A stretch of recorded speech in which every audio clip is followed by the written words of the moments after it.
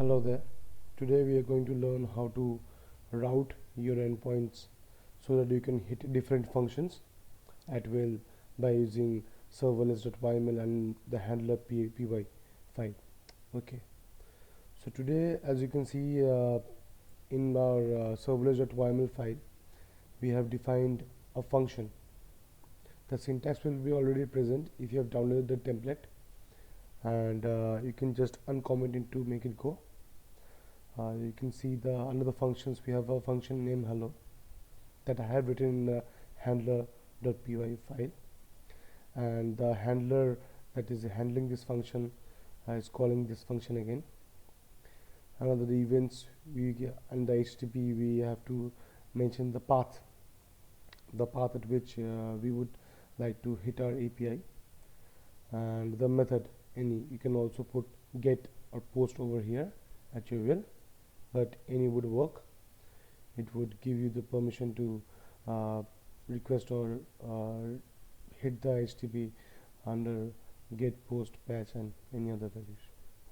Okay, so since we have defined a function hello over here and given a path of API in the same place in the handler.py file, we will define this function hello. Make sure about one thing, that the function name should be consistent. The path whatever you give, if this path is entered in the URL after the endpoint URL, then this function will be executed. Coming to the function, it's a simple function. We have to write event comma context to define the function. The event contains all of the data in the server, and in the body section what we are doing, we are assigning the values message as function running successfully, which will be displayed, and under the input field we are replacing the whole event. That means all of the data that is present in this server will be displayed on the screen, correct? And we want to response. What is the response? We are sending a status code of 200 success, and we are just posting the body. JSON dump.body is equivalent of stringify, so it will dump the body over here and return the response. Once the function has been completely executed, the response will return. So on the screen we will see, if we hit on a browser, we can see the body, that will be the message, and the input event, the whole data. So let's see. And in order to do so, first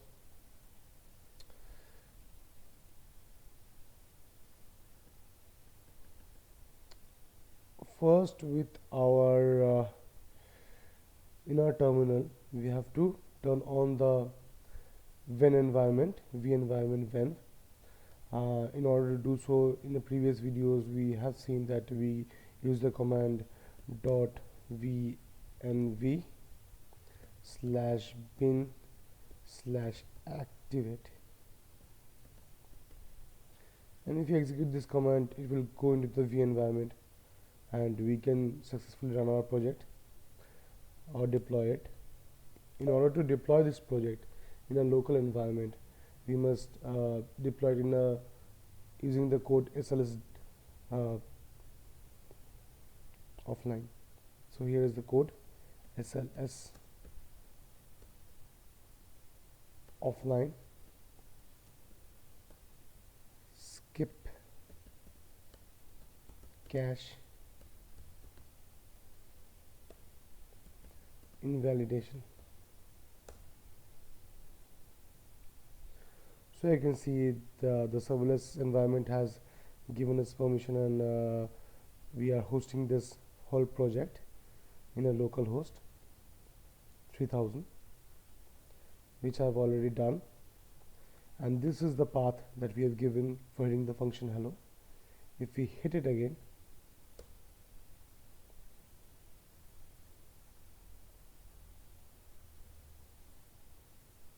you will see the message function running successfully that we have assigned under a message, and on the input we have all the data that is in the server. Correct. You can see that the path value over here is API and path parameters is none. I'm going to explain you in a bit how path parameters we can pass value through path parameters, but for now in simple hosting we will look at this. Okay, so what we can do, going to the serverless.yml file, we can also define another, we can extend the API path and run conditions against it to hit different functions through one API itself. We have an limitation of using the functions over here. I think there are 20 to 25 functions that are limited. We cannot exceed that, then the serverless would not accept that. So in order to do so, what we do, I have already written a function over here. You can see, let me uncomment that. Over here I have all mentioned another function. The function name is MSG and handler is handling this function. Under the event HTTP, I have mentioned a path API2 slash under bracket path.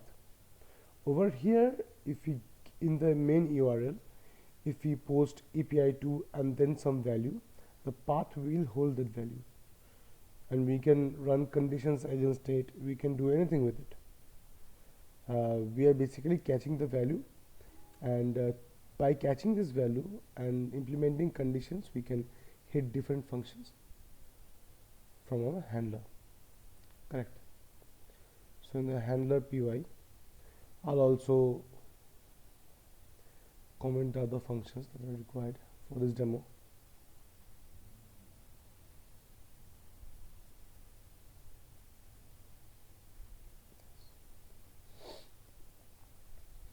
Over here what I've done, if you see that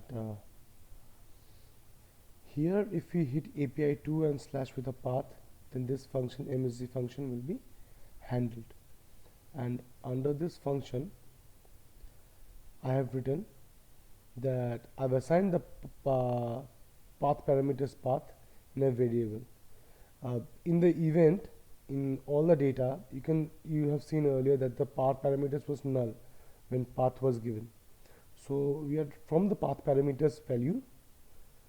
In this context, if we give API2 slash some value, that will be held in path parameters, and we are holding that path.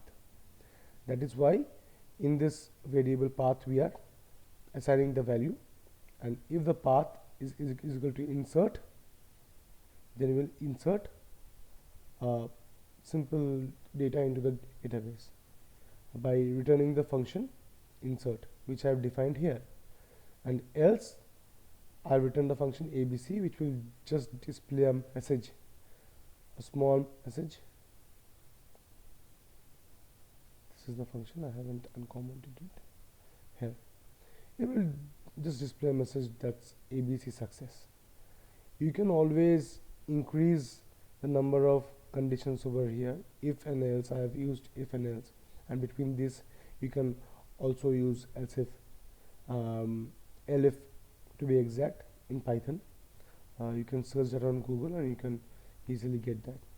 Since we are returning functions under separate conditions, we do not need to assign any body or return a response from this function, right?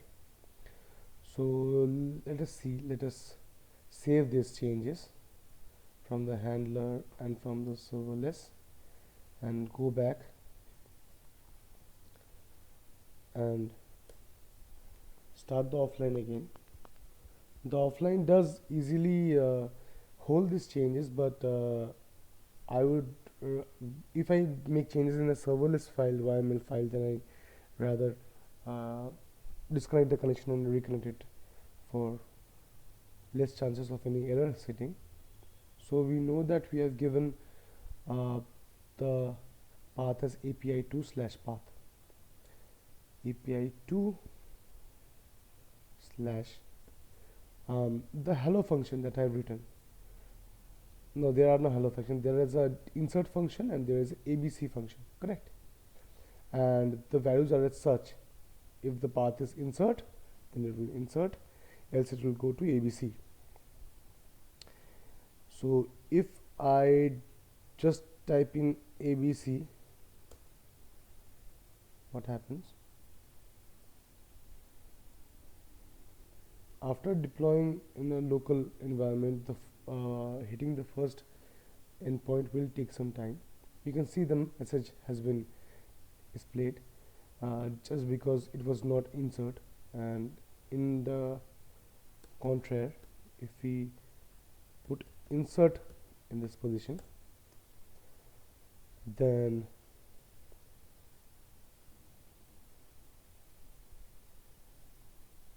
my data will be inserted successfully. This is how I have defined the function. In the previous videos we have explained how to install PyMongo and connect to Mongo client over here. And in this function what I have done is just call the database, inserted a new value under it, insert one, correct, and I have sent a message in the body, data inserted successfully, and under response I have dumped the body, correct. That is why it is showing data inserted successfully. So by using this function and by using this path, we can keep multiple checkings. We can search for multiple path parameters and return individual function against them. This is how we should manage multiple functions in a Lambda, because as you have said earlier that there are some limitations and on how many functions we can declare under this serverless.yml file. If you're using a cron or scheduling an event, which will be explained in another video, then you have to use a single function to do so. But else than that, if you want to insert, delete, update any other functions like this, you can easily change the path and make this function work. Okay.